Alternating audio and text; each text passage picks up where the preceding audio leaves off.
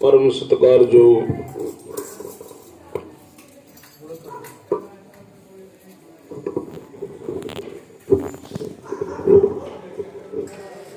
कोटानकोट धन्नवाद श्री गुरु ग्रंथ साहिब सच्चे पातशाह दा।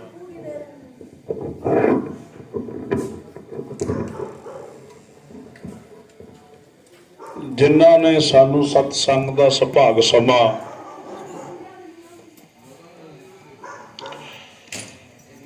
करन दा समा बख्शिया।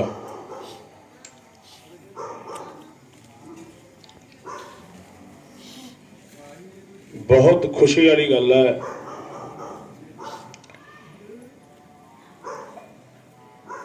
अज संगतां ने मिल के श्री गुरु नानक देव महाराज दे अवतार पुरब बड़े उत्साह नाल मनाया है।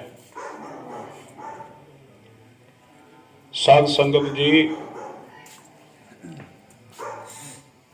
1469 ਦੇ ਵਿੱਚ गुरु नानक साहिब धरती ते अवतार धारिया सी। पर अवतार धारण का कारण की सी? गुरु नानक साहिब ने सानू एक संगत ते एक पंगत ये दो चीज़ां बख्श दित्तियां। दोने वस्तुआं जात पात ते वितकरे तो उपर उठ गए ने। संगत गज के आखो सतनाम। गुरु नानक साहिब का उपदेश खत्री ब्राह्मण सूद वैश्य उपदेश 4 वर्णा को सांझा। साध संगत जी बचपन दे विचों निकलते हुए जवानी च पैर पाए गुरु नानक साहिब ने पिता जी ने व्यापार करने वास्ते भेज दिता। संगत जी माँ बाप अपने बच्चों को भेजते हैं, कोई विदेश भेजता है, कोई कारोबार शुरू करने वास्ते, कोई रोजगार शुरू करने वास्ते बच्चों को प्रेरते है। उस तरह ही पिता जी ने भेजा ते नाले 20 रुपये दे दिते। उस समय दे विच 20 रुपये बहुत बड़ी गल हुंदी सी। संगत गज के आखो सतनाम। ये जिहड़ा संगतां दे घर गुरु नानक दे घर जिहड़ा लंगर चलदा, देसां विदेसां विच जिहड़ा लंगर चलदा, गुरु नानक नाम लेवा सिख संगतां लंगर लाउंदियां, लंगरां दी सेवा करदियां। ये उसे 20 रुपया का लंगर चल रहा है। संगत गज के आखो सतनाम। लंघ रहे सी,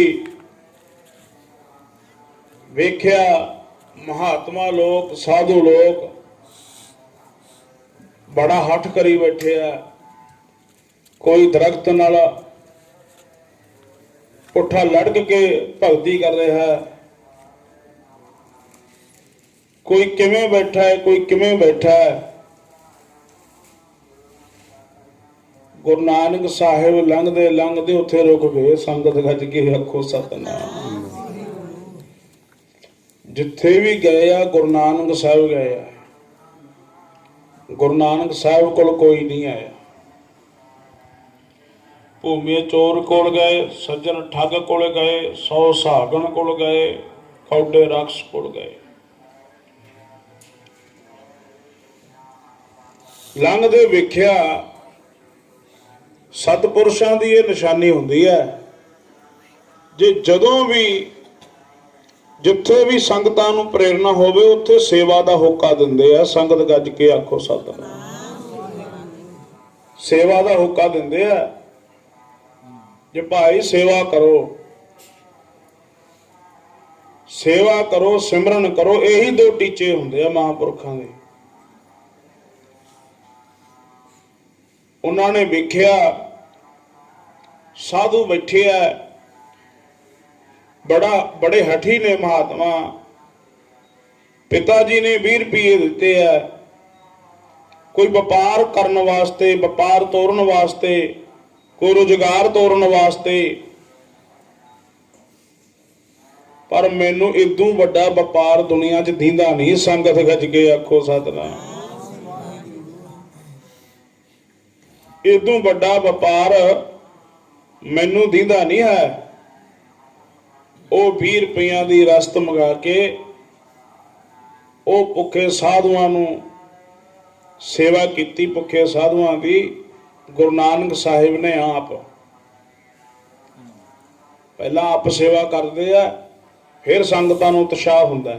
ਹੁਣ ਸੰਗਤਾਂ ਵੇਖੀਆਂ ਨਾ, ਜਦੋਂ ਕਿ ਗੁਰੂ ਨਾਨਕ ਦੇ ਘਰ ਦੀ ਗੱਲ ਚੱਲਦੀ ਹੈ, ਦਰਬਾਰ ਸਾਹਿਬ ਦੀ ਗੱਲ ਚੱਲਦੀ ਹੈ, ਕੋਈ ਅਖੰਡ ਪਾਠ ਸਾਹਿਬ ਦੇ ਲੜੀਆਂ ਦੀ ਗੱਲ ਚੱਲਦੀ ਹੈ, ਉੱਥੇ ਸੰਗਤਾਂ ਆਪ ਉੱਠ ਕੇ ਕਿਵੇਂ ਸੇਵਾ ਕਰਦੀਆਂ। ਹੁਣ ਦੇਖੋ ਪ੍ਰਭਾਤ ਫੇਰੀਆਂ ਚੱਲ ਰਹੀਆਂ ਨੇ, ਕਿਵੇਂ ਸੰਗਤ ਨੇ ਸੇਵਾ ਕੀਤੀ ਹੈ।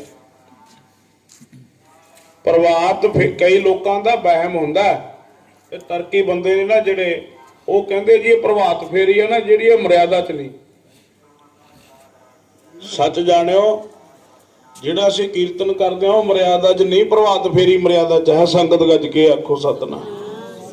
ਜਿਹੜੇ ਲੋਕ ਬੈਠ ਕੇ ਗੁਰੂ ਗ੍ਰੰਥ ਸਾਹਿਬ ਦੀ ਹਜ਼ੂਰੀ ਦੇ ਵਿੱਚ ਗੁਰਬਾਣੀ ਤੋਂ ਬਾਹਰ ਹੋ ਕੇ ਗੱਲ ਕਰਦੇ ਆ, ਗੁਰਬਾਣੀ ਦੇ ਜਿਹੜੇ ਅਰਥ ਨੇ ਉਹ ਆਪਣੇ ਮੁਤਾਬਕ ਕਰਦੇ ਆ, ਗੁਰੂ ਮੁਤਾਬਕ ਨਹੀਂ ਕਰਦੇ।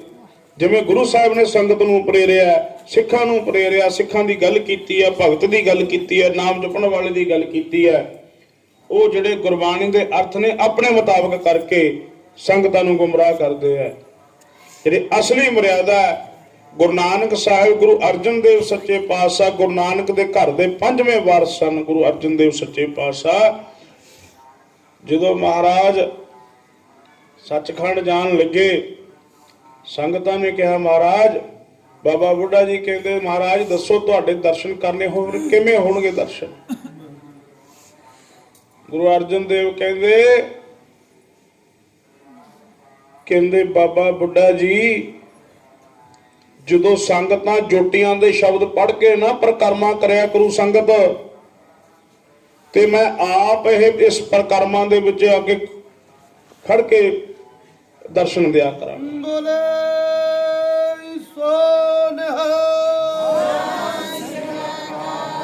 ਗੁਰੂ ਸਾਹਿਬ ਨੇ ਆਪਣੇ ਨਾਲੋਂ ਇੱਕ ਵਿਸਾ ਵੱਡਾ ਸੰਗਤ ਨੂੰ ਦਰਜਾ ਦਿੱਤਾ ਹੈ। ਆਪ 20 ਵਿਸਵੇ, ਸੰਗਤ 21 ਵਿਸਵੇ। ਕਿਉਂ ਦਿੱਤਾ ਹੈ? ਜਿੱਥੇ ਸੰਗਤ ਹੈ ਉੱਥੇ ਹੀ ਰੱਬ ਹੈ। ਸੰਗਤ ਗੱਜ ਕੇ ਆਖੋ ਸਤਿਨਾਮ। ਸੰਗਤ ਕਿਹਨੂੰ ਕਹਿੰਦੇ? ਜਿੱਥੇ ਰੱਬ ਦੀ ਘਰ ਦੀ ਗੱਲ ਹੋਵੇ, ਜਿੱਥੇ ਨਾਮ ਜਪਣ ਦੀ ਗੱਲ ਹੋਵੇ। ਉਹ ਸਾਧੂਆਂ ਨੂੰ ਪ੍ਰਸ਼ਾਦਾ ਛਕਾਇਆ, ਪ੍ਰਸ਼ਾਦਾ ਛਕਾ ਕੇ, ਭੋਜਨ ਛਕਾ ਕੇ ਵਾਪਸ ਆਏ ਘਰ ਨੂੰ। ਪਿਤਾ ਜੀ ਨੇ ਘਰ ਆਉਣਾ ਸੀ ਤੇ ਬੜੇ ਚਾਅ ਨਾਲ ਗੁਰੂ ਨਾਨਕ ਸਾਹਿਬ ਘਰ ਆਏ। ਉਧਰੋਂ ਭੈਣ ਬੇਬੇ ਨਾਨਕੀ ਪੁੱਛਦੀ ਆ, ਵੀਰ ਦੱਸ, ਪਿਤਾ ਜੀ ਨੇ ਭੇਜਿਆ ਸੀ ਵਪਾਰ ਕਰਨ ਵਾਸਤੇ,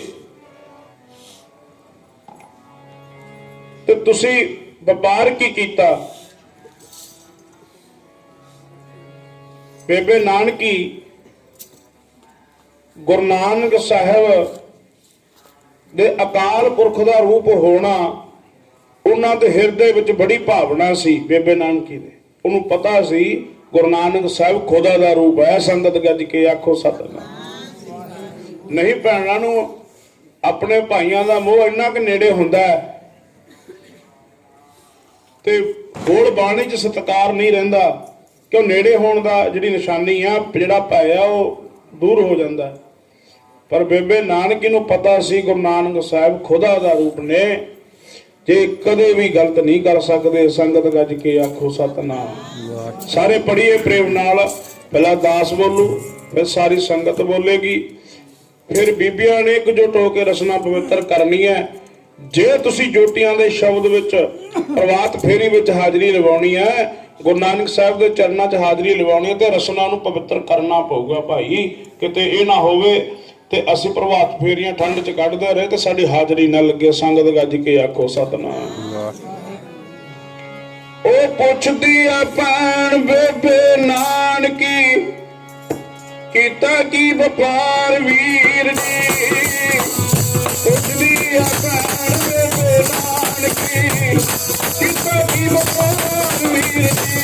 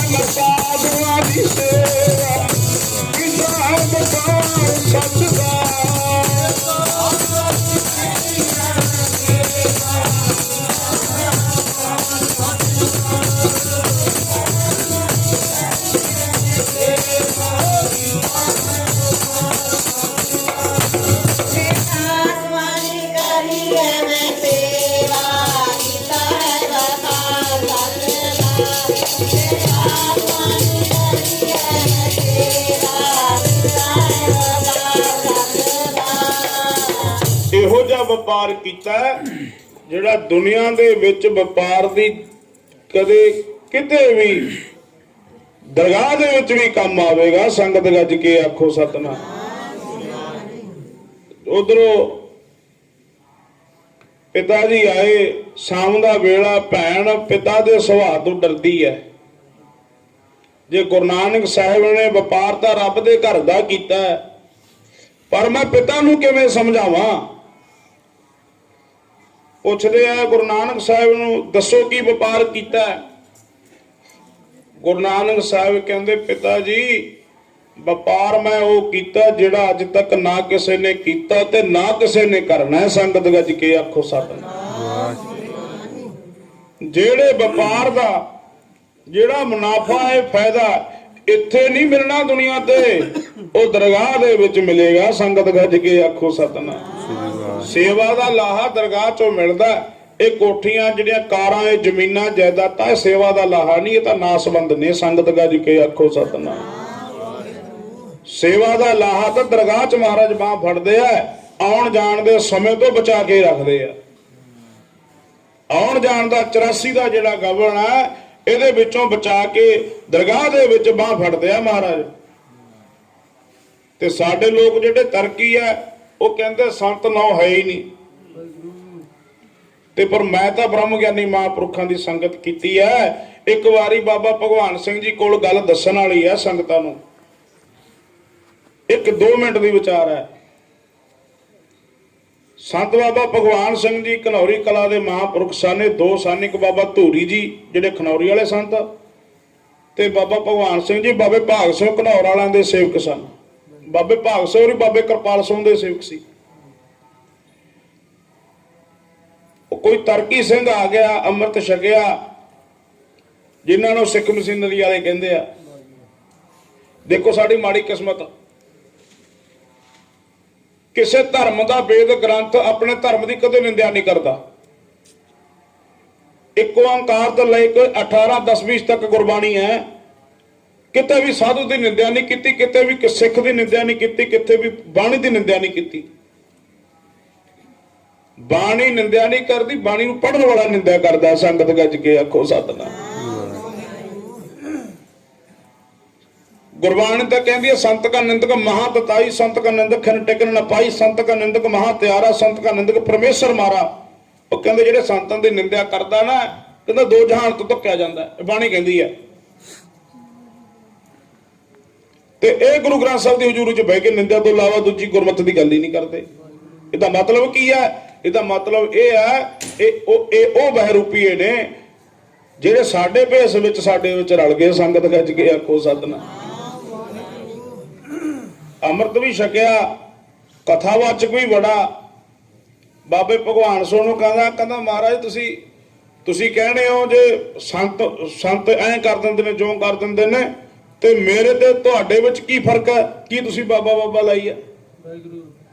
ਸੰਤ ਬਾਬਾ ਭਗਵਾਨ ਸਿੰਘ ਜੀ ਮਹਾਂਪੁਰਖ, ਬ੍ਰਹਮ ਗਿਆਨੀ ਮਹਾਂਪੁਰਖ ਸਨ। ਫੁਰਨਾ ਫੜ ਲੈਂਦੇ ਸੀ ਸਿੱਖ ਦਾ। ਕਹਿੰਦੇ ਚੰਗਾ ਭਾਈ ਤੂੰ ਅੰਮ੍ਰਿਤ ਛਕਿਆ? ਕਹਿੰਦੇ ਹਾਂ। ਕਹਿੰਦੇ ਗੁਰੂ ਗ੍ਰੰਥ ਸਾਹਿਬ ਨੂੰ ਕੀ ਮੰਨਦਾ? ਕਹਿੰਦੇ ਗੁਰੂ ਗ੍ਰੰਥ ਸਾਹਿਬ ਸੱਚੇ ਪਾਤਸ਼ਾਹ ਨੂੰ ਮੈਂ ਗੁਰੂ ਮੰਨਦਾ। ਮੈਂ ਮੰਨਦਾ ਵੀ ਖੁਦ ਰੱਬ ਨੇ। ਕਹਿੰਦੇ ਤੂੰ ਮੰਨਦਾ? ਕਹਿੰਦੇ ਚੱਲ ਫਿਰ ਦਰਬਾਰ ਸਾਹਿਬ ਦੇ ਵਿੱਚ। ਦੇਗ ਸਜਾ ਕੇ ਜਦੋਂ ਦਰਬਾਰ ਸਾਹਿਬ ਦੇ ਵਿੱਚ ਲਗਾਏ, ਨਾਲੇ ਉਹ ਭਾਈ ਖੜਾ ਤੇ ਨਾਲੇ ਬਾਬਾ ਜੀ ਆਪ ਖੜੇ। ਅਰਦਾਸ ਕਰਦੇ ਆ ਆਨੰਦ ਸਾਹਿਬ ਦੀਆਂ 6 ਪੌੜੀਆਂ ਪੜ੍ਹ ਕੇ। ਬਾਬਾ ਭਗਵਾਨ ਸਿੰਘ ਮਹਾਰਾਜ ਕਹਿੰਦੇ ਧੰਨ ਧੰਨ ਗੁਰੂ ਗ੍ਰੰਥ ਸਾਹਿਬ ਸੱਚੇ ਪਾਤਸ਼ਾਹ, ਤੁਹਾਡਾ ਸੇਵਾਦਾਰ ਦਾਸ ਭਗਵਾਨ ਸਿੰਘ ਬੇਨਤੀ ਕਰਦਾ ਹੈ, ਕਿਰਪਾ ਕਰਿਓ ਮੇਰਾ ਇਸ ਧਰਤੀ ਤੇ ਨਾਂ ਨਿਸ਼ਾਨ ਨਾ ਰਹੇ। ਭਗਵਾਨ ਸਿੰਘ ਬੇਨਤੀ ਕਰਦਾ ਹੈ ਤੇ ਮੇਰਾ ਇਸ ਧਰਤੀ ਤੇ ਕੱਖ ਨਾ ਰਹੇ। ਬਾਬਾ ਭਗਵਾਨ ਸਿੰਘ ਜੀ ਬੇਨਤੀ ਕਰਦੇ ਆ ਗੁਰੂ ਗ੍ਰੰਥ ਸਾਹਿਬ ਦੇ ਚਰਨਾਂ 'ਚ। ਆਪ ਕਹਿ ਕੇ ਜਦੋਂ ਸਾਈਡ ਤੇ ਹੋ ਗਏ, ਉਹ ਜਿਹੜਾ ਸਿੱਖ ਮਸ਼ੀਨਰੀ ਵਾਲਾ ਤੇ ਉਹਨੂੰ ਕਹਿੰਦੇ ਭਾਈ ਤੂੰ ਵੀ ਬੇਨਤੀ ਕਰ ਜੇ ਮੇਰਾ ਵੀ ਕੱਖ ਨਾ ਰਹੇ। ਉਹ ਕਹਿੰਦੇ ਮਹਾਰਾਜ ਅਸੀਂ ਕਿਵੇਂ ਕਹੀਏ? ਕਹਿੰਦੇ ਬਸ ਇਹੀ ਫਰਕ ਹੈ, ਆਪ ਗਵਾਈਆ ਤਾਂ 100 ਪਾਈਆ। ਸੇਵਾ ਐਵੇਂ ਨਹੀਂ ਕਰੀ ਜਾਂਦੀ। ਸੇਵਾ ਵਾਸਤੇ ਆਪਣੇ ਆਪ ਨੂੰ ਗਵਾਉਣਾ ਪੈਂਦਾ।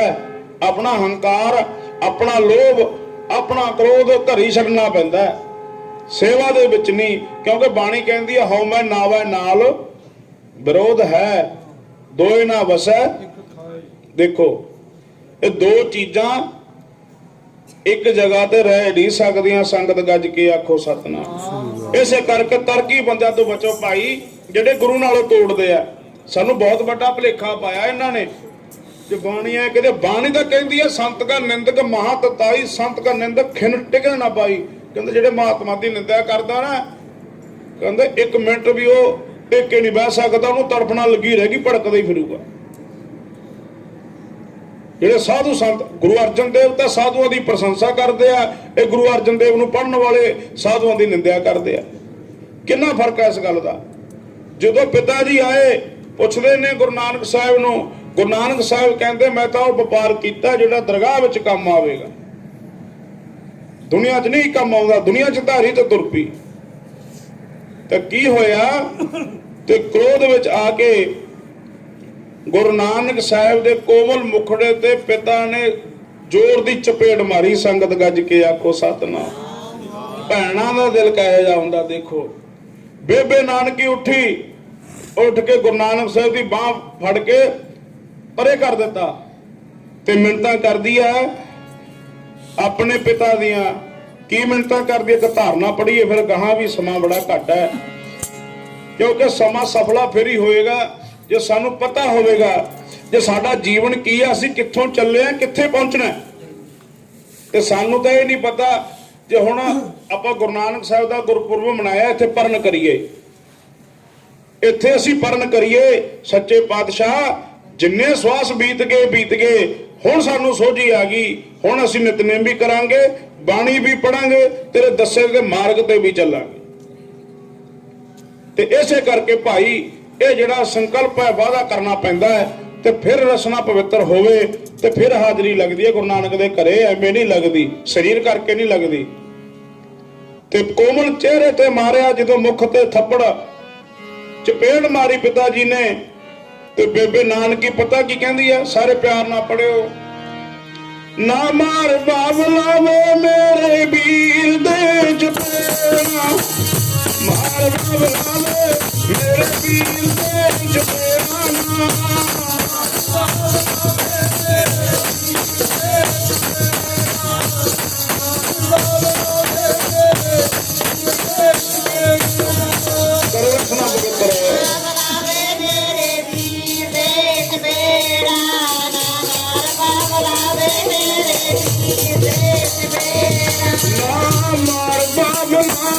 ਮੇਰੇ ਪੀਰ ਦੇ ਜੁਬੇੜਾ, ਮਾਰ ਬਾਬਾ ਵੀਰ ਦੇ ਜੁਬੇੜਾ।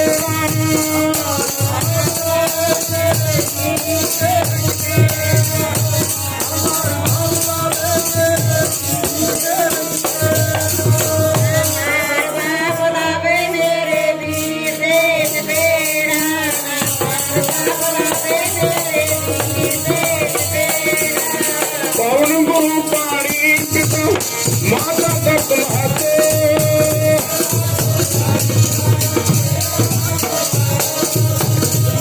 ਗੁਰਿਆਇਆ ਬੱਚ ਕਰਮਾ ਦੂਰੇ।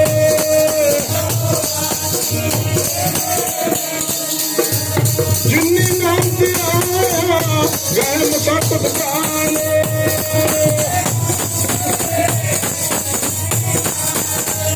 ਜਿੰਨੀ ਨਾਮ ਤੇ ਆਇਆ ਗਏ ਮੁਸਾਫਤ ਕਾਲੇ। ਬੋਲੋ ਵਾਹਿਗੁਰੂ ਜੀ ਕਾ ਖਾਲਸਾ, ਵਾਹਿਗੁਰੂ ਜੀ ਕੀ ਫਤਿਹ।